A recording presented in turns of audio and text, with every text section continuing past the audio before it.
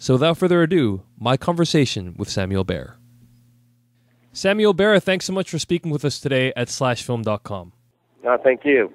So a lot of our listeners might know that you are going to be directing the new Nightmare on Elm Street film, but they might not know your video music work. Your music video work, I should say.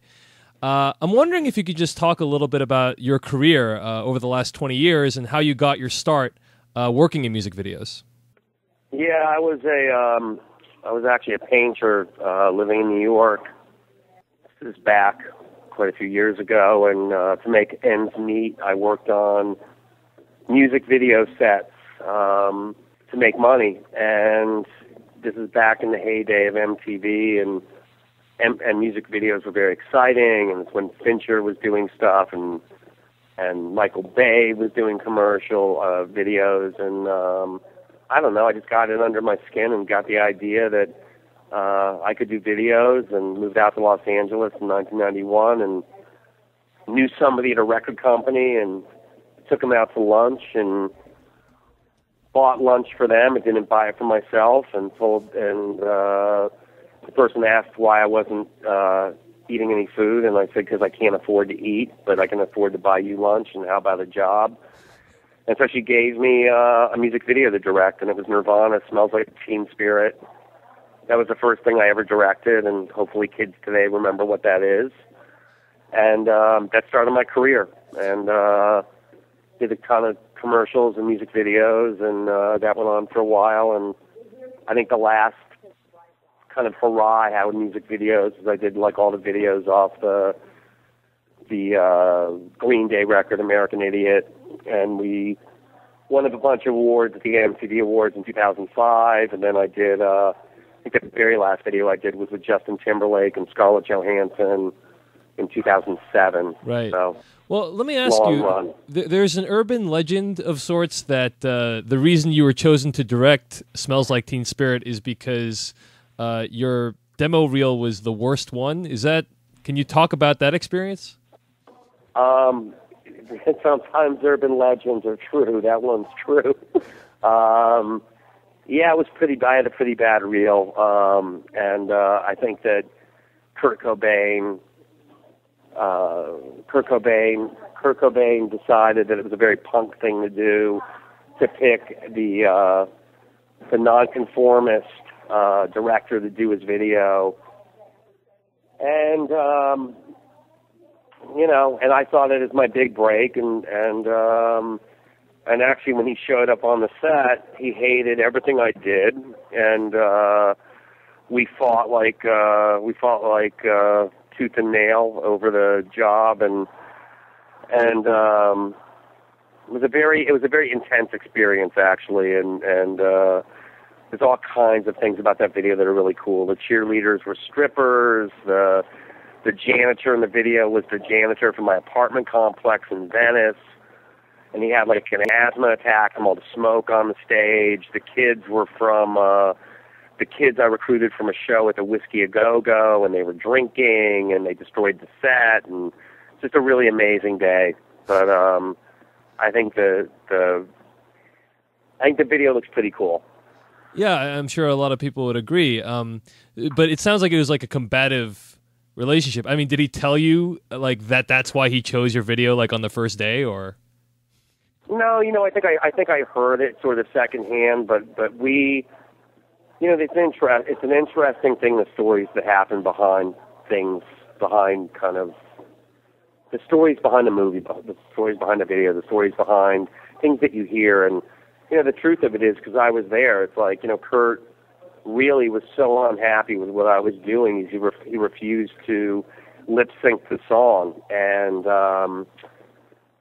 I turned, this is my whole career was on the line, and I turned to the head of the record company, and I said, look, you're going to have an amazing video if you just let the guy sing the song one time.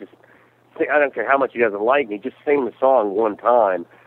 And he gave this incredible performance that was kind of like directed at me, that was like filled with venom and anger and everything, and angst and everything else. And it's this weird thing of pushing people, whether they wanted to be pushed or not. It's like he gave this incredible performance that really became the heart of the video.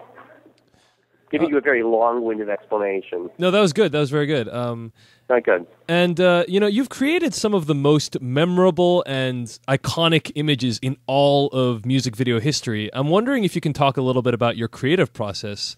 How do you come up with the premises of your videos? How do you conceive of them? What's the thought process that you go through? And how do you feel that that's changed over time? Well, first of all, I mean, I'm a huge music fan, and I think one of the things that I'll always remember from my music video career is that I got a chance to work with a lot of my heroes. Everyone from John Lee Hooker to the Rolling Stones and Ozzy Osbourne and Metallica and that's a very exciting thing to do with that, and David Bowie, to get to meet and to hang out with people that you grew up with and listen to their music and everything else.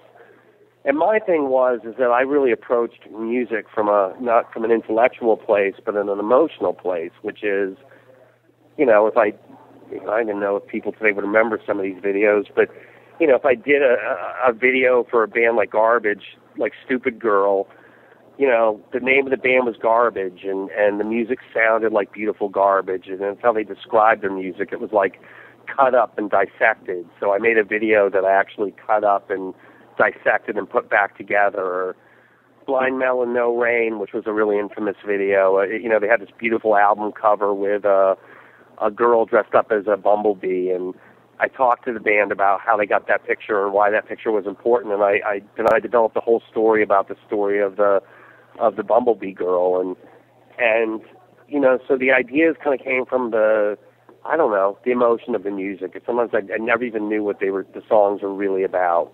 I kind of didn't want to know what the songs were about. That was just my interpretation, and that was the joy and the fun of music videos, and I think actually the sadness of a lost art form, because I'm not so sure that the days of big music videos are really kind of over, and about 10 years ago was a really exciting time where there's a lot of cool stuff coming out. Right. Just out of curiosity, I know you've done dozens of music videos. Are there any other ones that you want to name for our listeners to maybe find on YouTube or see on your website that you're particularly proud of? There's a few. I really like Smashing Pumpkins, Bullet with Butterfly Wings. Great music video. Great music video. Yeah, thank you. I really like that video a lot. There's a Rolling Stones video I did called Anybody Seen My Baby, that if you look closely, the beautiful girl in the video is Angelina Jolie, and I shot her back in 1997 when she hardly knew anybody, and I had her running through the streets of New York in her underwear, and that was kind of exciting. And, oh boy, what else? I like Metallica, Until It Sleeps. Let me just ask you about the Bullet with Butterfly Wings, like that video. Like, how did you come up with the premise of that? And obviously you play around a lot with like depth of field and with sort of the color palette.